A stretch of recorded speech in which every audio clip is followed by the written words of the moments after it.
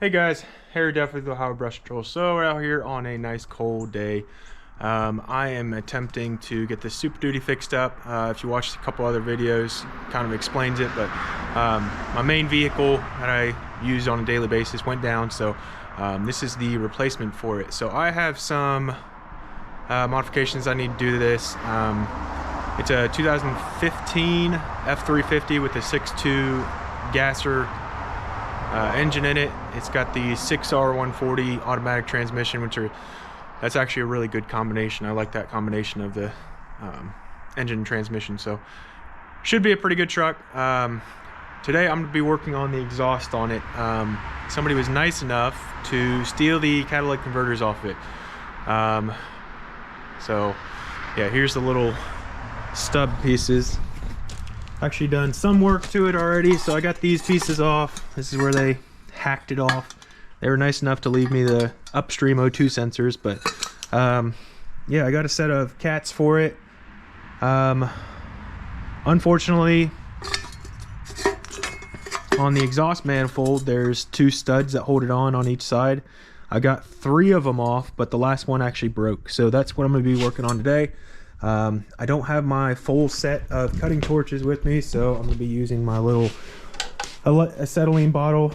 The idea is to heat the manifold up, and I have special, I call them twisty sockets, but they're pretty much extractor sockets. They're twist sockets. They're made for extracting broken bolts and stuff like that. So they usually work pretty good, especially with some heat. So I'll get you guys set up probably underneath the truck. I don't know how good you'll be able to see, but yeah, I'll get you guys set up and I will attempt to get that stud out. I have new studs, so hopefully today I should be able to get that stud out, get the new catalytic converter on, get all the O2 sensors in, and we'll see how much time I have left. All the kids are napping right now, so I have a little bit of time to be out here in the garage.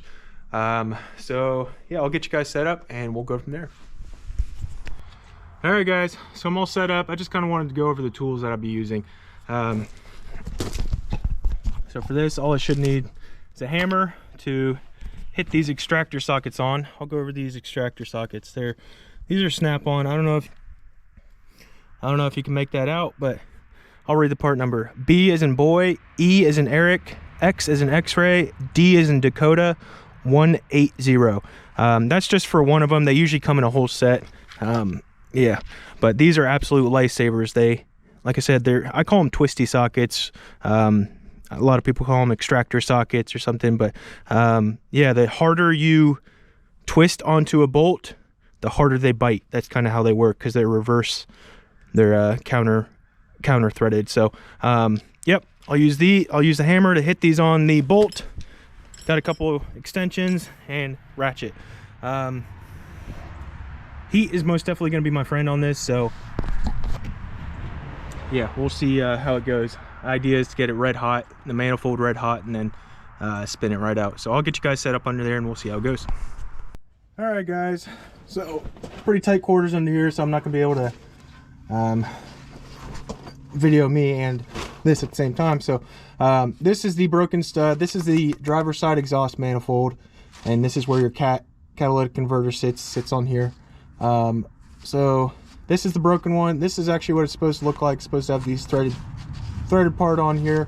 It broke off right at the bottom of those threads. So I'm going to try to extract this from the manifold.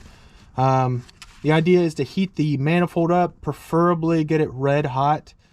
You got to be careful because your firewall is real close to here. I mean, you don't want to melt plastic pieces and stuff like that, so just keep that in mind where you're pointing your flame. But that acetylene torch should hopefully be able to get this red hot, and like I said, those extractor sockets should bite on there and be able to spin it out. So we'll give that a go and see how it goes.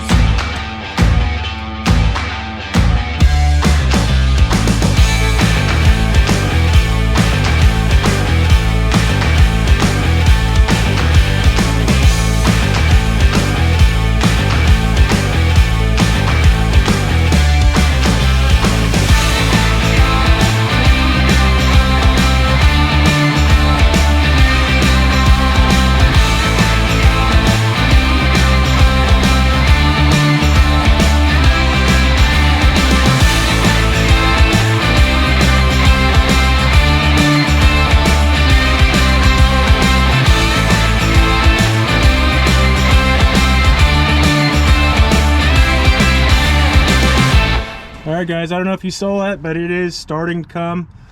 I'm gonna have to use a smaller extractor socket on there, which is not a big deal. So I'm going to go grab that, and then I'll reheat it, and hopefully we can get this thing out.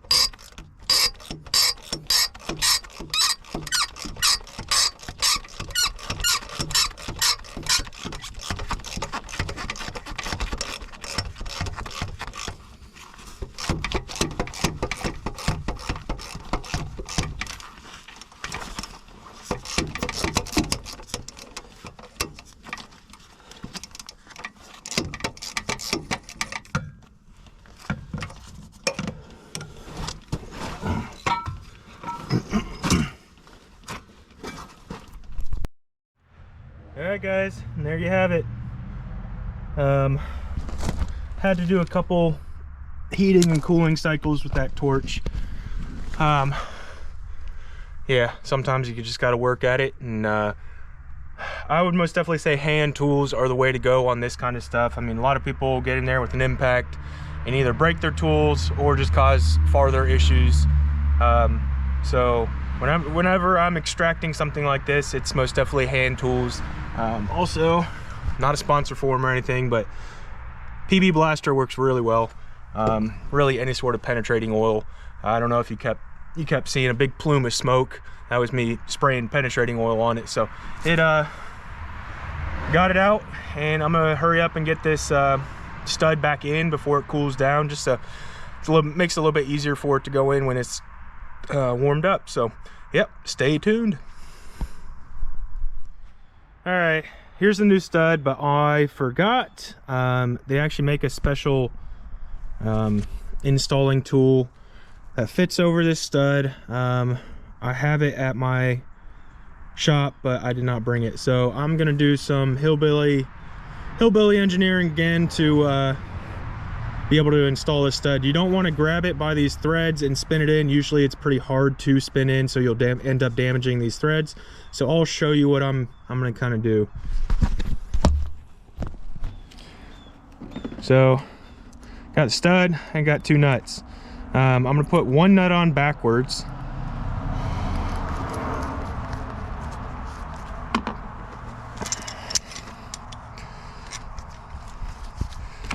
Just spin it on until you can get the other nut on.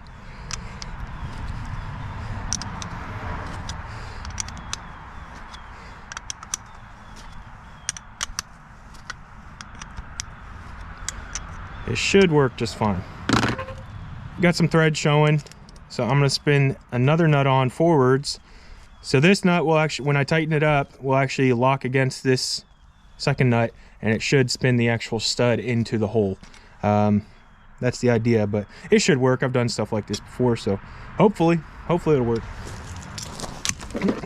One thing I forgot to say, you want to work this back and forth a little bit just so it's nice and free, because ultimately you're gonna have to take this nut back off, and you don't want your stud spinning out with the nut. So just kind of work this back and forth.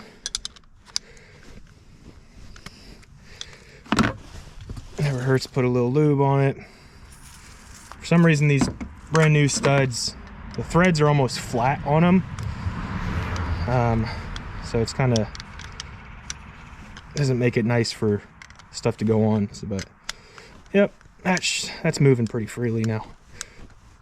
So same idea, like I said, a couple threads showing, spin that on, and we'll spin the whole thing in with a just a regular socket setup.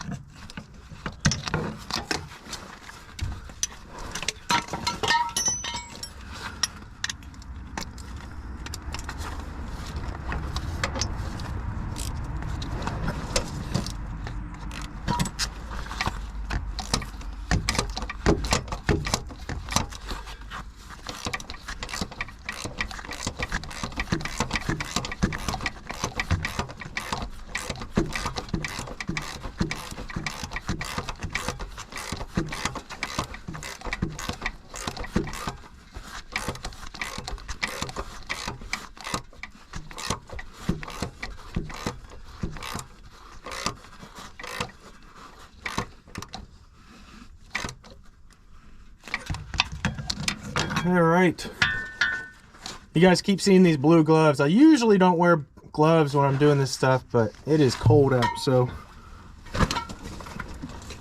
all right, go ahead and back your nut off. These studs do not need to be crazy tight. They just need to be bottomed out, and that's it. So that one came off nice and easy. This one's coming off nice and easy.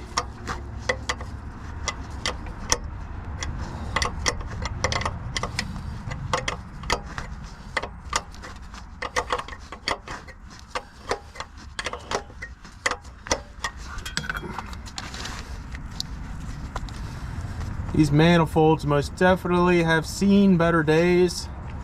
I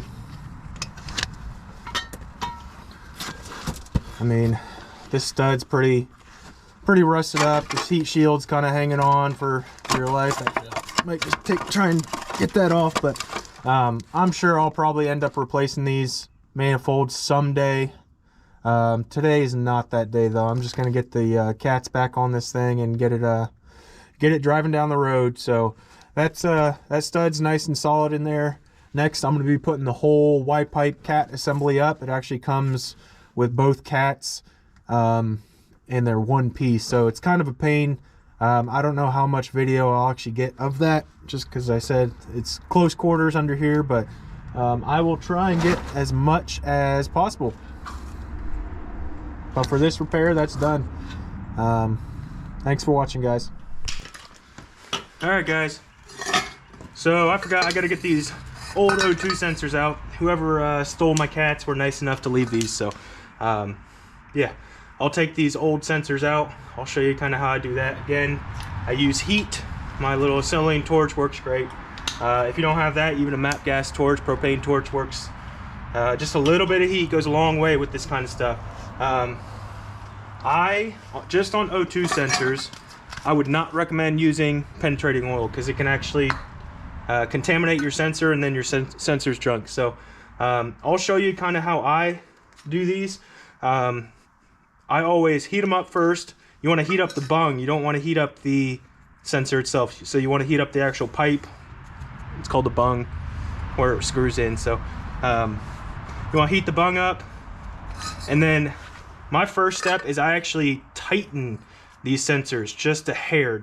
You don't want to tighten them much, but just they give you a little bit, and then you actually back them off. That just kind of breaks the rust free, and then it makes room for so you can back it off. So I'll get them heated up. Another thing you don't have to have, but is very nice, oxygen sensor wrench. These little guys, there's all different sizes in here, but these are the standard size, 22 millimeters standard size for most O2 sensors. They actually slide over the sensor, and then they go on to, or they slide over the wires. They got a little cutout for the wires, and they slide on. So, yep, like I said, I'll heat this up, tighten it just a hair, then back them off, and they should come right out, and I'll swap them over to the new cats. I'll show you real quick. These cats are most definitely not new. I actually picked these up for a really good price. So the new ones are on back order for I want to say they were on back order for 2 or 3 months, so I don't have time for that. So I sourced some elsewhere, and they should work out just fine. It's better than these little stubs I'm working with right now. So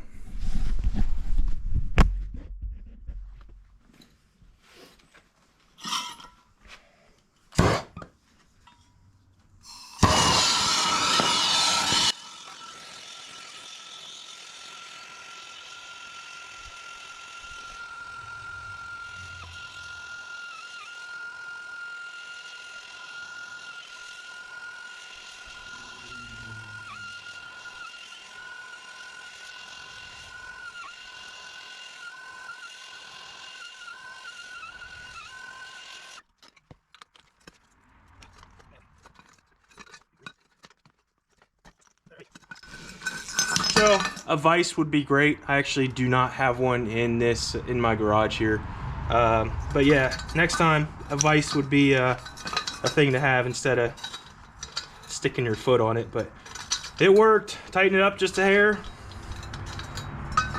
loosen it up. There's one. This is junk.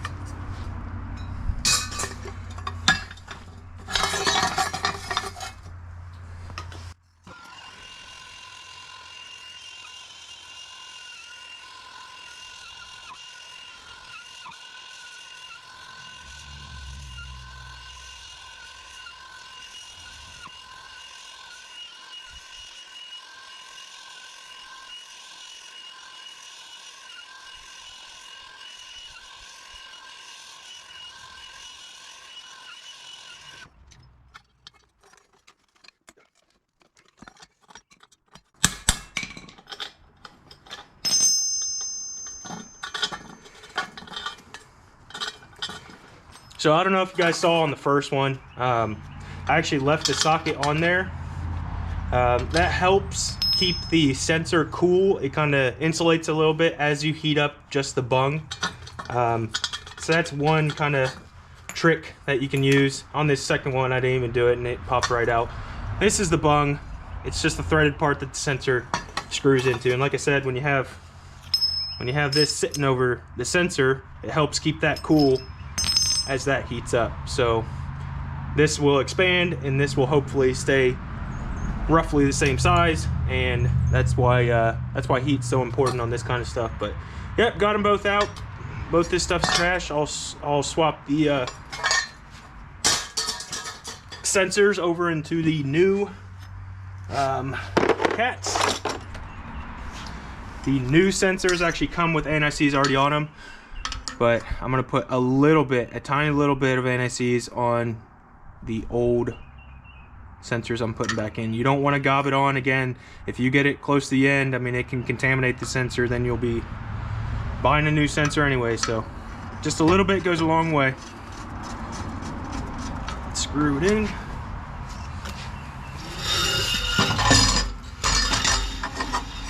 Same on this side.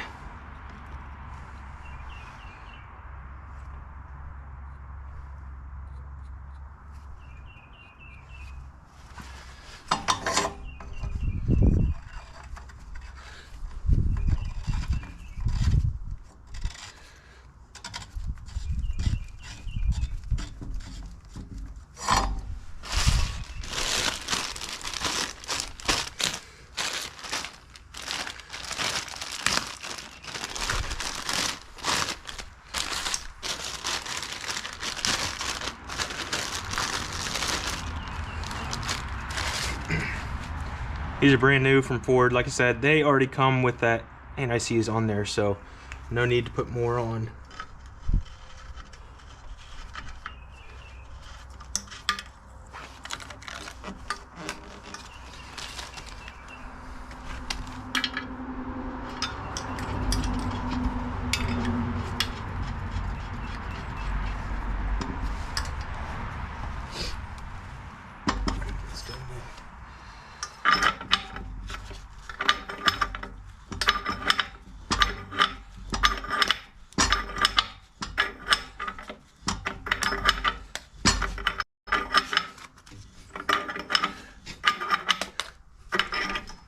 All right, give all these a little snug, and then on to slapping this thing in the truck. They don't need to be super tight.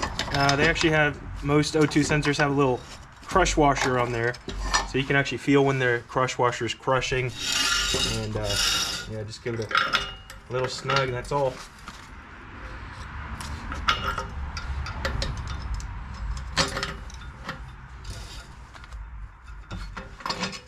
All right, that's it.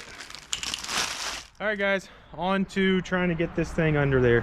Like I said, I don't have much clearance, so I guess I'll watch you, or I'll let you guys watch me try and get that under. But this is where a rack really comes in handy. I wish I had a rack here. That would be, I don't have the rafter space for it though, but I would love to have a big shop here at the house and just make everything a lot easier, but I'll let you guys watch me struggle.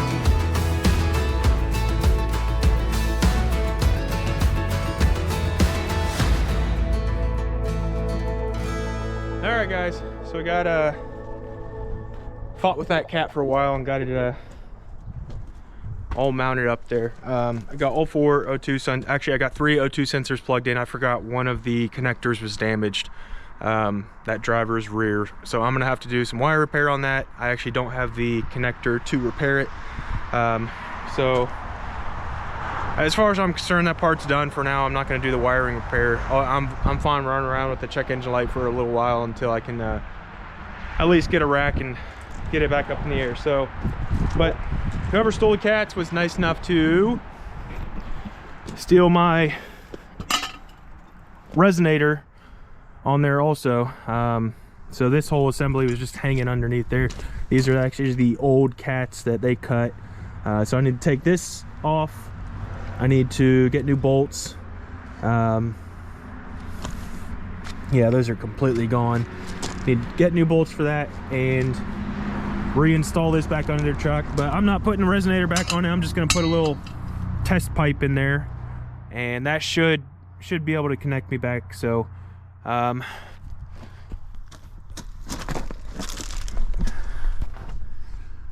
there's the cats up there, you can see them.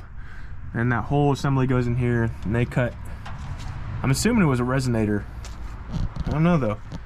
This thing looks like it has 2 mufflers. It's kind of odd, but yeah, I'm just gonna put a little short straight pipe section in there and call it a day. So I don't know how good of a video I can get of this. I'll try and get you guys set up, but I don't know how much you'll be able to see, so stay tuned. Thanks guys. I'm just going to cut this bolt, might use my extractor twisty sockets to get these off and just put some new bolts up through there. Yeah, I'm just going to kind of patch it together as much as possible and get it back on the road. So love this thing, by the way. Milwaukee cordless grinder. I think I talked about it before. An absolute must-have if you're doing forestry mulching. I mean, just cutting stuff out of your mulching, mulching head.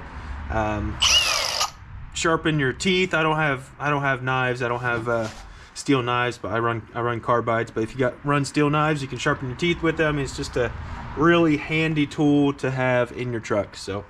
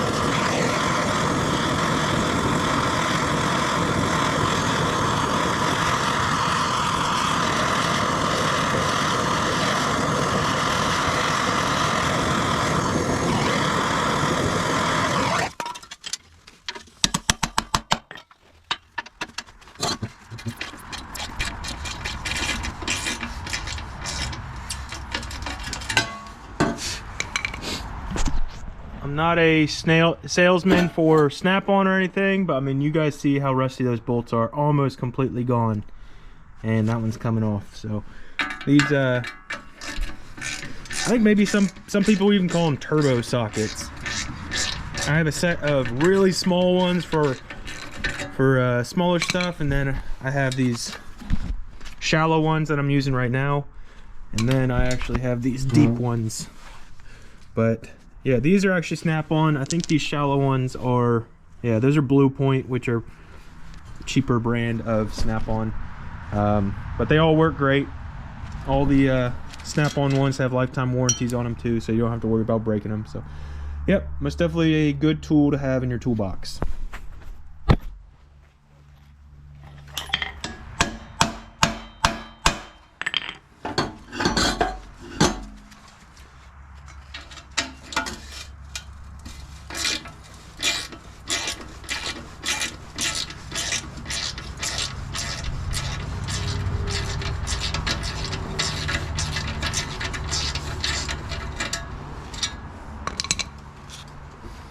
There's your nuts. Most definitely don't look like normal nuts. But got them out.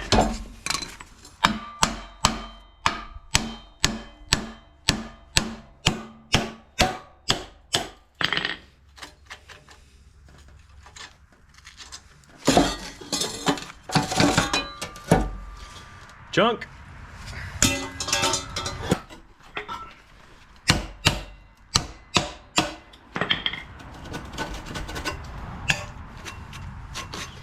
I'll clean that up, and like I said, my pipe should fit on there, and I'll get you guys set up underneath the truck, and we'll get a video of that. But yeah, I'll slap this back together and we'll start it up, see if it runs. Actually, I need to hook a battery tender to it real quick. It's been sitting for a long time, so the battery's dead. So I need to charge it up, and we'll see if it will run. All right, so this thing sounds great. Got the exhaust all put together.